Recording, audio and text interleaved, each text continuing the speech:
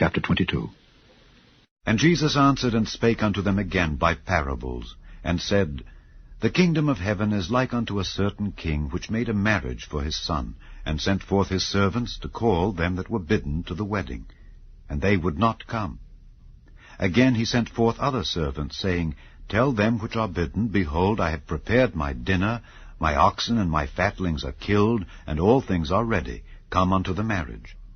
But they made light of it, and went their ways, one to his farm, another to his merchandise, and the remnant took his servants, and entreated them spitefully, and slew them. But when the king heard thereof, he was wroth, and he sent forth his armies, and destroyed those murderers, and burned up their city. Then saith he to his servants, The wedding is ready, but they which were bidden were not worthy. Go ye therefore into the highways, and as many as ye shall find, bid to the marriage. So those servants went out into the highways, and gathered together all as many as they found, both bad and good, and the wedding was furnished with guests.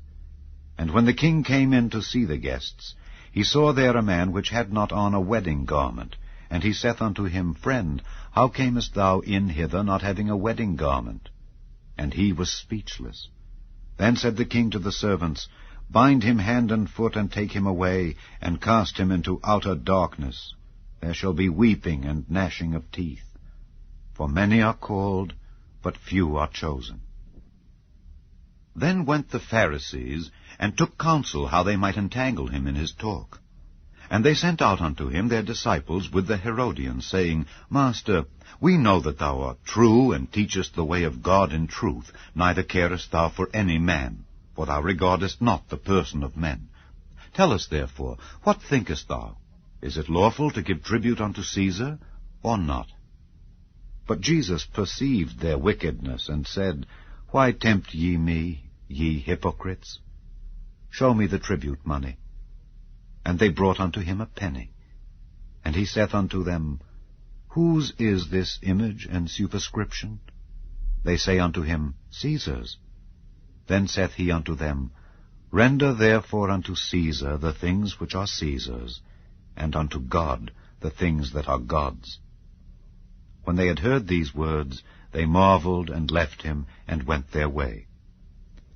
The same day came to him the Sadducees, which say that there is no resurrection, and asked him, saying, Master, Moses said, If a man die having no children, his brother shall marry his wife, and raise up seed unto his brother.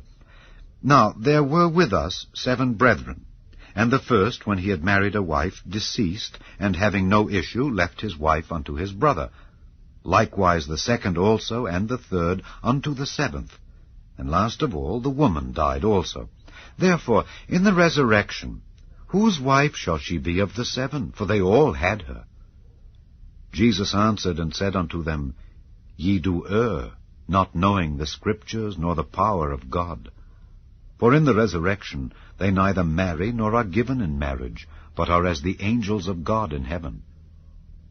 But as touching the resurrection of the dead, have ye not read that which was spoken unto you by God, saying, I am the God of Abraham, and the God of Isaac, and the God of Jacob? God is not the God of the dead, but of the living.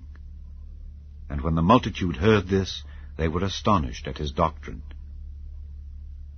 But when the Pharisees had heard that he had put the Sadducees to silence, they were gathered together.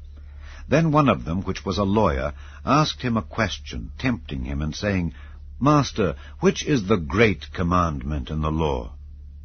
Jesus said unto him, Thou shalt love the Lord thy God with all thy heart, and with all thy soul, and with all thy mind. This is the first and great commandment. And the second is like unto it. Thou shalt love thy neighbor as thyself. On these 2 commandments hang all the law and the prophets. While the Pharisees were gathered together, Jesus asked them, saying, What think ye of Christ? Whose son is he? They say unto him, The son of David.